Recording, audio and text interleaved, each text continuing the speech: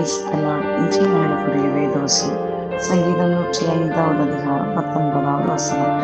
கர்த்தர் சொன்ன வார்த்தை நிறைவேறும் அளவும் அவருடைய வசனம் அவனை தொடர்ந்தது.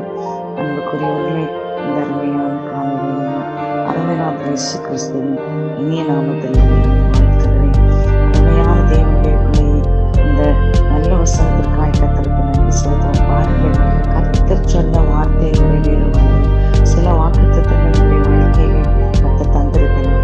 ஆனால் வாக்குத்தத்தம் என்பதை நாம் வாக்குத்தத்தம் பண்ணப்பட்டதை பெற உரிமையோடு காத்திருக்க வேண்டும் என்று நம்முடைய வேதம் சொல்கிறது. அதுபோல சில வாக்குத்தத்தங்களை நாம் பெற வேண்டுமானால் சில கடுமையான காரியங்களுக்குள்ளாய் நாம் உட்படுத்தப்பட வேண்டும்.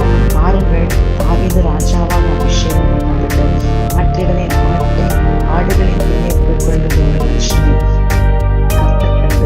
ராஜாவாக்கினார்.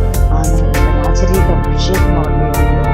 ஆனால் அந்த ராஜரீக பதவியிலே சமாதானத்தோடு அவ்வளவு ஈஸியாக பாருங்கள், ஒரு கோலியாத்தை ஜெயித்த அவ்வளவு ஜெயித்த ஒரு அந்த இடத்திலே தேசத்துடைய ஜனங்களை ஒரு அகோரமான ஒரு பெலிஸ்தியனுக்கு விலக்கி பெலிஸ்தியனை கொஞ்சம் ஜெயம் எடுத்த ஒரு தாவீது ராஜாவான் அவன் வேலை செய்து தன்னுடைய ராஜரீக இடத்தை ஒரு மானசீக அவஸ்தையிலே அவன் பெற்றுக் கொண்டிருக்கிறான். அதே நேரத்தில் கர்த்தருடைய அபிஷேகம் அவன் மீது இருந்தபடியினாலே பல சூழ்நிலைகளுக்கு சவுல் அவனை பின்னாடி துரத்தி கொலை பண்ணும்படியா சென்ற பிறகு கூட கர்த்தருடைய ராஜரீக அபிஷேகம் அவனை ராஜாவாய் உட்கார வைத்தது.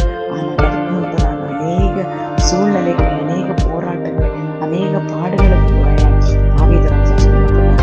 அதுபோல யோசேப்பினுடைய வாழ்க்கையிலே தன்னுடைய சொப்பன